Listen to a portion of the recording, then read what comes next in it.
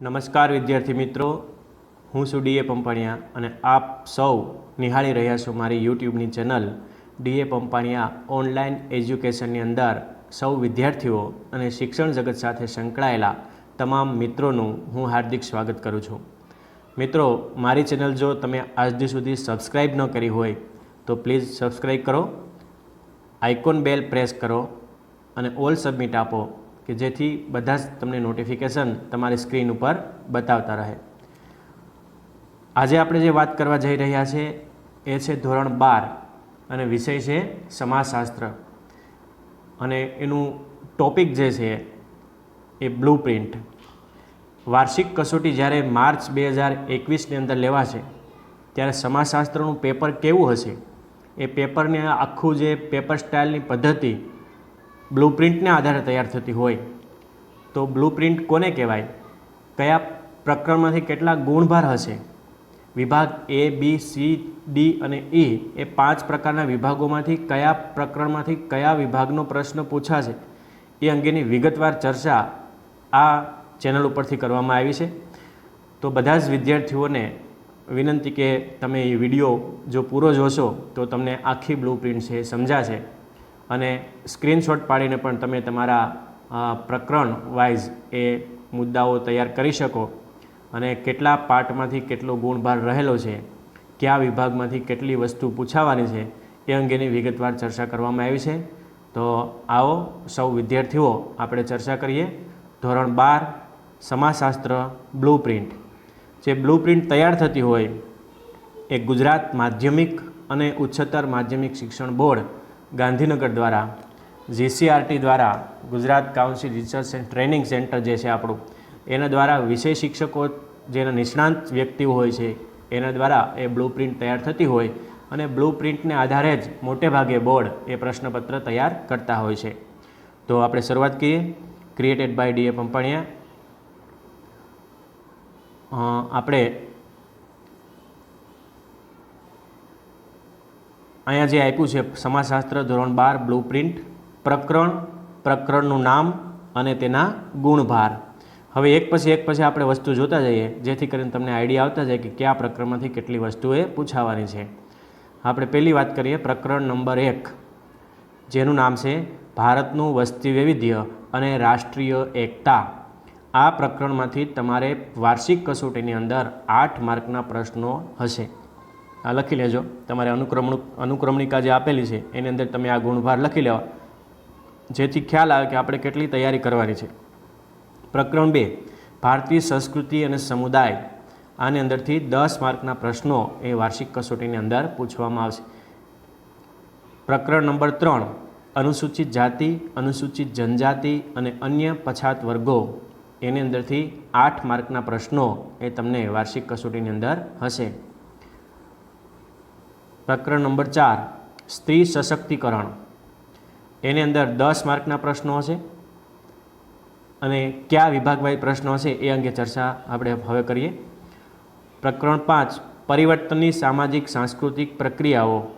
એનો ગુણભાર છે 10 માર્ક। છઠ્ઠું પ્રકરણ સમૂહ સંચારના માધ્યમો અને સમાજ।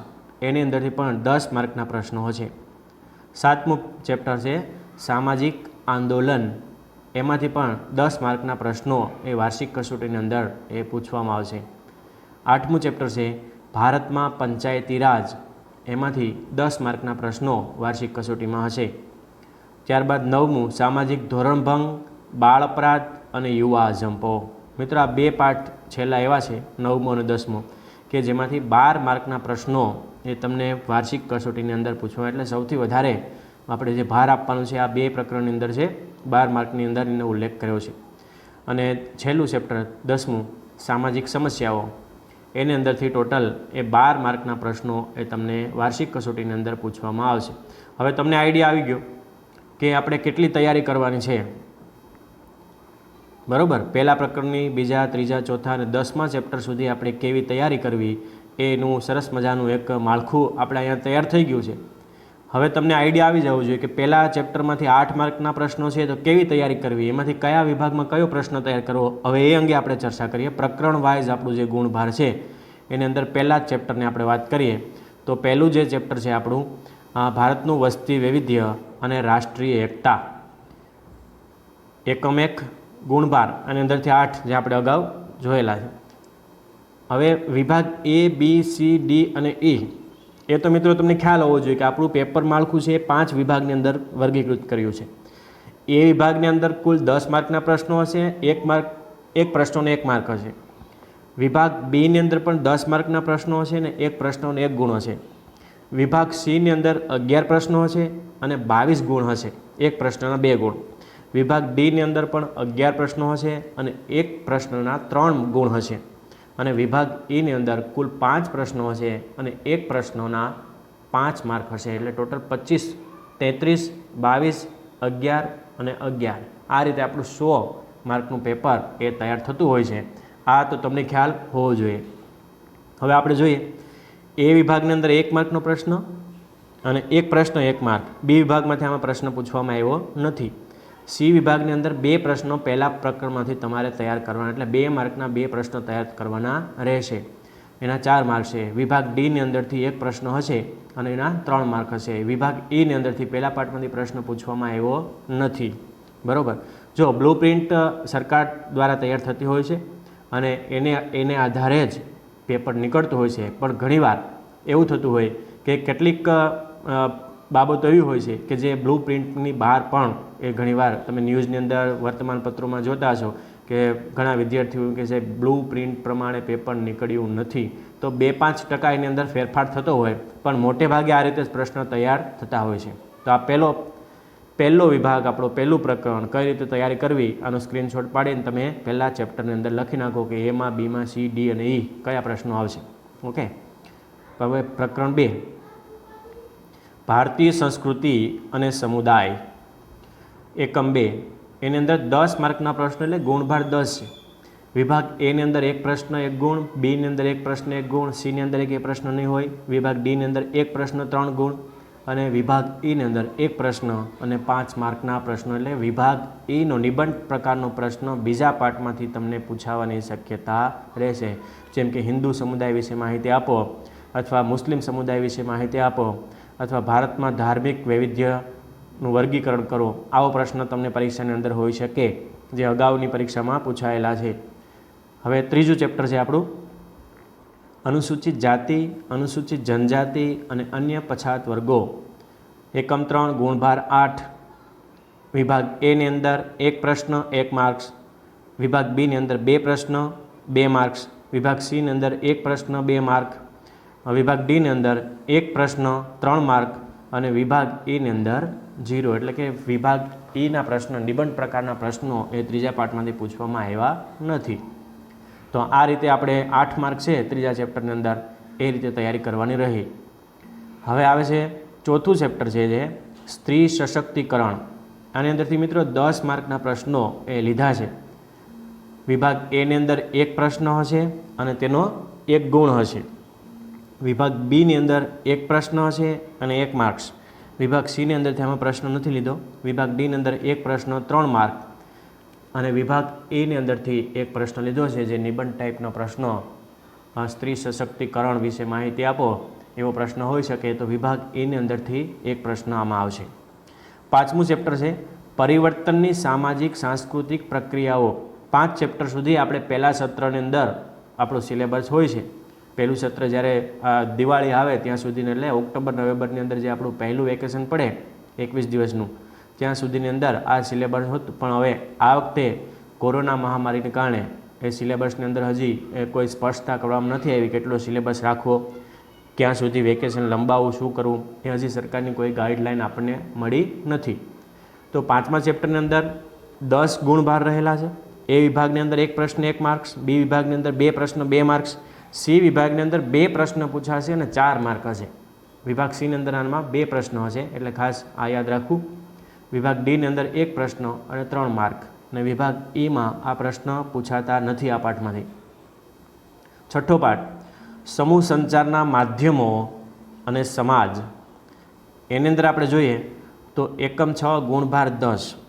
વિભાગ એ 0, વિભાગ બી 0, વિભાગ સી એક પ્રશ્ન 2 માર્ક, વિભાગ ડી એક પ્રશ્ન 3 માર્ક અને વિભાગ ઈ એક પ્રશ્ન 5 માર્ક. એ અને બીમાંથી આમાં પ્રશ્ન પૂછવો નથી.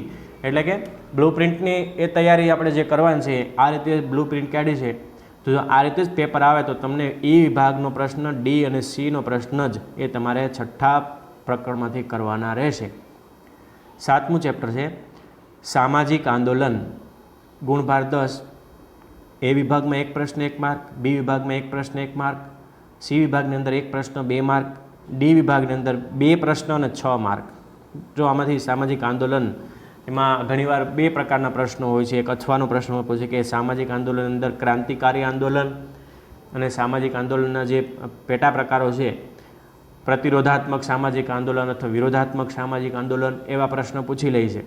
એટલે વિભાગ ડીના 2 પ્રશ્નો હશે એટલે એના 6 માર્કમાં તૈયાર કરવાના રહે. કેટલી તૈયારી કરવી મિત્રો? આ એટલા માટે જ બ્લુ પ્રિન્ટ છે એ ખાસ અગત્યની હોય છે. તમને આઈડિયા આવે કે કયા ચેપ્ટરમાંથી આપણે કેવી તૈયારી કરવી છે. ઓકે, અને વિભાગ ઈની અંદર આ પ્રશ્ન હોતો નથી. 8મું ચેપ્ટર છે ભારતમાં પંચાયતી રાજ, 10 ગુણ છે. પહેલા વિભાગની અંદર પંચાયતી રાજના 2 પ્રશ્નો હશે એટલે વિભાગ એની અંદર વિકલ્પવાળા. વિભાગ બીની અંદર 1 પ્રશ્ન 1 ગુણ હશે. વિભાગ સીની અંદર 2 પ્રશ્ન 4 માર્ક હશે અને વિભાગ ડીની અંદર 1 પ્રશ્ન અને 3 માર્ક હશે. વિભાગ ઈની અંદરથી આમાં પ્રશ્ન પૂછવામાં આવ્યો નથી. 9મું ચેપ્ટર સામાજિક ધોરણભંગ, બાળ અપરાધ અને યુવા અજંપો. મિત્રો આ 2 ચેપ્ટર મેં જે છેલ્લે વાત કરી તમને કે સૌથી વધારે ગુણભાર આ 2 ચેપ્ટર ઉપર આપેલો છે. આનો ગુણભાર છે 12 માર્કના પ્રશ્નો આ પાઠમાંથી તમને પૂછાશે. હવે બધા જ વિભાગની અંદર આ પ્રશ્ન આવરી લીધા છે. આપણે ચર્ચા કરી લઈએ. વિભાગ એની અંદર વિકલ્પવાળો એક પ્રશ્ન હશે, એનો 1 ગુણ હશે. બીની અંદર પણ 1 પ્રશ્ન હશે, 1 ગુણ હશે. સીની અંદર પણ 1 પ્રશ્ન હશે અને 2 ગુણ હશે. વિભાગ ડીની અંદર 1 પ્રશ્ન 3 માર્ક હશે અને વિભાગ ઈની અંદર 1 પ્રશ્નના 5 માર્ક. એટલે બધા જ વિભાગના પ્રશ્નો હવે તમે ખ્યાલ આવી જાવ કે 12 માર્કની આપણે તૈયારી 9મા પાઠમાંથી કરવાની છે. બરાબર? તો 9મો પાઠ આપણે કઈ રીતે તૈયારી કરવો એ જ્યારે આપણે એને જ્યાં સુધી ત્યારે આપણે પહોંચશું ત્યારે યુટ્યુબની ચેનલ ઉપર એના મેં પ્રકરણ પર મૂકવામાં આવ્યા છે. સામાજિક ધોરણભંગ, બાળ અપરાધ અને યુવા અજંપો મારી ચેનલ ડીએ પંપાણીયા યુટ્યુબ ઉપર તમે જોશો એટલે 3 વિભાગની અંદર બહુ સરસ રીતે આ પાઠને આપણે સમજાવ્યો છે કે એની અંદર કયા કયા પ્રશ્નો પૂછી શકાય એવી અગત્યના મુદ્દાઓની ચર્ચા કરી છે. તો એકવાર તમે આ પાઠને ચેનલ ઉપર જોઈ લેવો. 10મું ચેપ્ટર છે સોશિયલ્સ પ્રોબ્લેમ, આપણે સામાજિક સમસ્યાઓ. એ સામાજિક સમસ્યાની અંદર પણ આપણે એ, બી, સી, ડી અને ઈની અંદર જે ગુણભાર છે એ 12 માર્કના પ્રશ્નો આની અંદર પણ પૂછવામાં આવશે. એટલે કે 12 માર્ક આની અંદર મૂક્યા છે. એ વિભાગની અંદર 1 પ્રશ્ન 1 માર્ક, બી વિભાગની અંદર 1 પ્રશ્ન 1 માર્ક, સી વિભાગની અંદર 1 પ્રશ્ન 1 માર્ક, ડી વિભાગની અંદર 1 પ્રશ્ન 1 માર્ક અને એ વિભાગની અંદર 1 પ્રશ્ન અને 5 માર્ક. આ રીતે એ પ્રશ્ન પૂછવામાં આવ્યો છે. એટલે કે એ, બી, સી, ડી અને ઈ 5 જેવું જ 9મું ચેપ્ટર છે એવું જ ગુણભાર એ 10મા ચેપ્ટરને પણ આપવામાં આવ્યો છે. એક સરખું બધા જ વિભાગમાંથી 1 પ્રશ્ન પૂછાશે. ઓકે, તો આ વાત થઈ વિદ્યાર્થીઓ બ્લુ પ્રિન્ટની. હવે બ્લુ પ્રિન્ટ કોને કહેવાય એનો આઈડિયા તમને આવી ગયો. આપણે હવે તૈયારી કઈ રીતે કરવી એ તમારી ઉપર આધાર છે. ઘણીવાર વિદ્યાર્થીઓ જે કોઈ પણ પ્લાનિંગ વગર મહેનત કરતા હોય તો એ ઘણીવાર થાપ ખાઈ જતા હોય છે પરીક્ષાની અંદર. આપણને કમસે કમ એ આઈડિયા હોવા જોઈએ અને આપણી પાસે એક ડિઝાઇન હોવી જોઈએ જે આ રીતે બ્લુ પ્રિન્ટ કે કયા ચેપ્ટરમાંથી કેટલું પૂછાવાનું છે. તો જેથી કરીને તૈયારી કરવાની તમને અનુકૂળતા રહે અને સરસ મજાને આપણે આયોજન કરી શકીએ. ફરી બધા જ વિદ્યાર્થીઓને આ ચેનલ ઉપરથી હું બેસ્ટ ઓફ લક એટલે કે હાર્દિક શુભેચ્છાઓ પાઠવું છું કે તમે ખૂબ સારા માર્ક્સે 12મા ધોરણની અંદર અતિ મહત્ત્વનું જે વર્ષ કારકિર્દીનું કહી શકાય એટલે સારા માર્કે પાસ થાવ એવી સૌ વિદ્યાર્થીઓને ફરી બેસ્ટ ઓફ લક, ખૂબ ખૂબ શુભેચ્છાઓ. ધન્યવાદ.